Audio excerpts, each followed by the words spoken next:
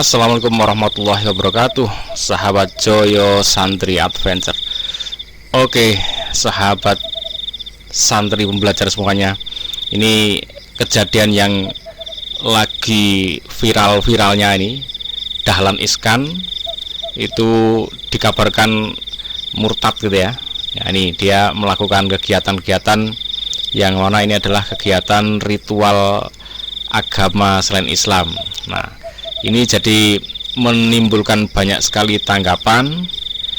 Nah, kita lihat nanti tanggapan kita, karena kita menjadi orang-orang yang melihat gambar-gambar ini, informasi ini, maka kita pasti akan timbul pikiran, timbul hal-hal yang bergulat di hati pikiran kita. Nah, bagaimana nanti kita mensikapi hal-hal seperti ini dengan lebih baik untuk diri kita terutama ya, karena ini akan banyak sekali informasi yang akan disampaikan dari berbagai sudut pandang. Oke, kita akan simak dulu dari beberapa pandangan teman-teman kita, tapi kita juga akan saring gimana kita memandangnya gitu ya. Oke, kita simak pendapat dari beberapa teman-teman kita ya. Pertama seperti ini, di mana Pak Dahlan Iskan ini mengaku sering pergi ke Taiwan, kemudian menemui pimpinan agama tertinggi di sana, dan nama agama itu Buddha Seci, di mana agama itu tidak boleh ada tempat ibadah, tidak boleh beribadah. Ya, dan Pak Dahlan Iskan mengaku terang-terangan menjadi aktivis dari agama tersebut, meskipun aktivis sosialnya. Karena yang namanya kegiatan sosial dari agama apapun pasti ada sisi mendakwahkan agama mereka. Mustahil tidak ada kaum muslimin. Ya, kemarin ada yang memberikan komentar, "Woi, jangan salah admin. Ya, ada kok kegiatan sosial dari sebuah agama, akan tetapi tidak ada dakwahnya di sana." Bohong, bohong. Bukankah setiap kegiatan yang dilakukan oleh sebuah agama itu adalah perintah agama mereka, termasuk agama Buddha Seci tadi? Ya, kita kembali kepada apa yang kita sampaikan di awal tadi.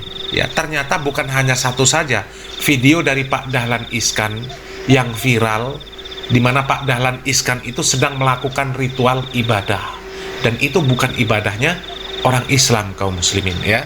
Yang pertama yang ini kaum muslimin, coba kita simak dulu videonya. Katanya tadi agama tidak perlu tempat ibadah, tidak perlu sembahyang doa. Lah ini Pak Dahlan Iskan rupanya ritual ini membawa arca kecil atau boneka untuk persembahkan kepada ya Tuhannya ini.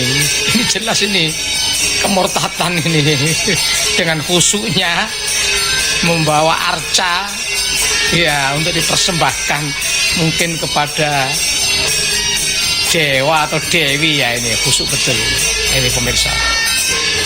Tuh kamu, kita simak videonya. Nah, ini sama seperti video pertama yang viral itu ya. Nah, ini juga terlihat Pak Dahlan Iskan memandikan patung sesembahan umat agama lain. Dan di sini terlihat Pak Dahlan membawa patung tersebut ya. Coba kita putarkan dulu videonya ya.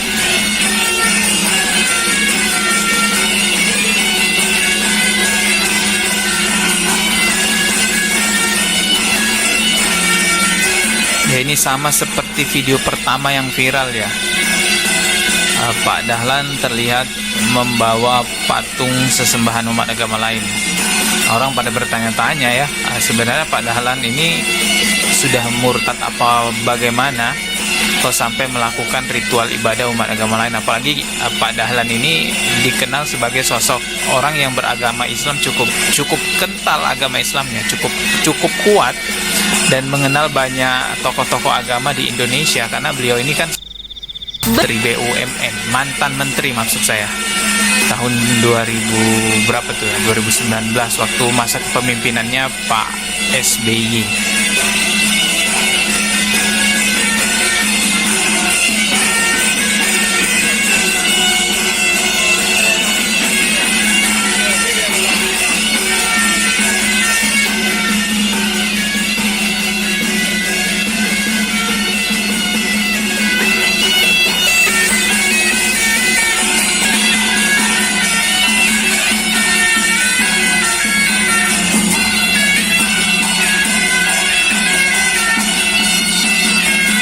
Nah, kaum muslimin ya, ini jelas. Oke teman-teman, saatnya sekarang kita bersikap. Ini menurut pandangan saya, dan teman-teman bisa cocok atau bisa enggak ya. Yang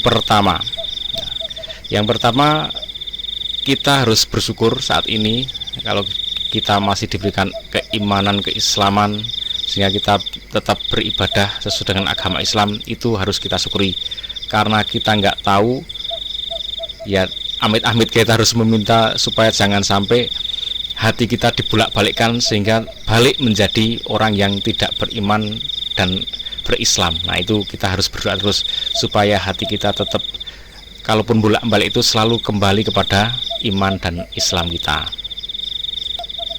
Yang kedua, kita kalau udah tahu seperti itu ya, Pak Dahlan Iskan ya, berarti kita sudah harus mempunyai saringan dulu, benteng. Kalau suatu saat kok mendengarkan berbagai pernyataan dia tentang agama, nah kita udah punya kuda-kuda nih. Wah, ini orang yang tidak cukup lah untuk kita jadikan referensi dalam agama, karena dia tidak punya ilmu yang baik untuk menyampaikan agama. Jadi ya, kalau mau dengarkan omongannya dia ya omongan yang kaitannya dengan ke ekonomi lah, yang dulu dia pegang dengan BUMN ya. Ya, ilmu-ilmu yang kayak gitu boleh didengarkan untuk kemajuan ekonomi, nah itu oke. Tapi kalau untuk dipegang dalam agama, ntar dulu, karena dia masih menurut saya ya, itu nggak paham di mana batas toleransi. Toleransi itu harus ya, harus. Tapi kalau udah masuk ke kegiatan agama seperti tadi itu kan ritual kaitannya keagamaan, ya sudah, tidak usah ikut-ikut, dipersilahkan saja. Jangan diganggu mereka saat melaksanakan ritual, kita jangan ganggu, tapi kita nggak usah ikut-ikutan. Cukup dibiarkan saja mereka melakukan dengan aman, dengan baik, dengan nyaman. Saat kita melakukan kegiatan ibadah agama kita juga demikian, mereka juga nggak usah ikut turut campur. Nah, yang berikutnya yang dipersilahkan itu justru diskusi, saling menyampaikan agama Islam itu seperti apa sih, ya sampaikan. Kalau mereka pengen tahu, itu namanya masuk ranah dakwah. Atau mereka menyampaikan ajaran mereka itu seperti apa saja, itu cukup dimengerti saja, tapi nggak usah ikut dalam kegiatan keagamaannya. Itu sama aja kalau zaman Nabi, kalau pas Jumat saya tak Jumatan di tempat kamu, tapi kalau pas hari Minggu kamu sholat, kamu ibadah di tempat kami, itu sama seperti itu. Sehingga tegas jawabannya, lakum dinukum waliyadin, bagimu agamamu, bagiku agamaku. Wis, sudah lakukan sesuai kepercayaanmu, nggak usah masuk ke ranah peribadatan. Yang berikutnya sebenarnya kalaupun toh dia mau jadi murtad, itu yang pertama reaksi saya ya sebagai sama muslim, yang pertama merasa sedih kalau memang dia benar-benar murtad ya. Karena apa? Kita jadi kehilangan saudara seiman ya, saudara yang seiman, yang tadinya sama-sama dalam Islam, terus kehilangan itu. Reaksi pertama ya sedih ya, yang pertama. Tapi sejatinya secara hakikat nggak ada masalah. Mbok dia tuh mau masuk agama apapun, mau beriman mau enggak, itu nggak ada masalah, nggak ada pengaruhnya sama sekali terhadap agama ini. Agama ini akan baik-baik saja, Islam akan baik-baik saja. Bahkan kalaupun toh dia misalkan dia orang yang berpengaruh ya, terus tiba-tiba dia mati, nggak ada masalah kok. Dunia ini tetap akan berjalan dengan apa yang Allah atur ya. Allah udah ngatur akan berjalan, bergulir dengan baik. Jadi nggak ada masalah kalau dia tuh mau masuk agama apa ya. Cuman reaksi awal spontan itu, waduh, kehilangan saudara sesama seiman gitu ya, kalau bener-bener murtad gitu. Oke, mungkin itu teman-teman yang perlu saya sampaikan dan kita cermati, kita dalam bersikap ya. Kita tetap cermat nanti dalam mengambil informasi, dan kita doakan semoga kalaupun toh beliau salah, bisa kembali pada kebenaran. Itu yang kita harapkan ya. Bahkan orang-orang yang di sekitaran sana yang sedang bersama Pak Dahlan tadi justru terlibat dalam diskusi, kemudian terbuka hatinya, terus mengerti, oh seperti itu tak Islam, terus malah mereka tadi tertarik bisa sama-sama masuk Islam. Ya nggak ada yang nggak mungkin ya, nggak ada yang nggak mungkin, tapi kita memang harus waspada selanjutnya. Kalau Pak Dahlan kok ngomong kaitannya agama, nah ini harus lebih teliti, karena dia menjadi orang yang apa ya, tidak punya sikap yang kokoh jelas ya dalam melaksanakan ibadah. Itu teman-teman, semoga bermanfaat.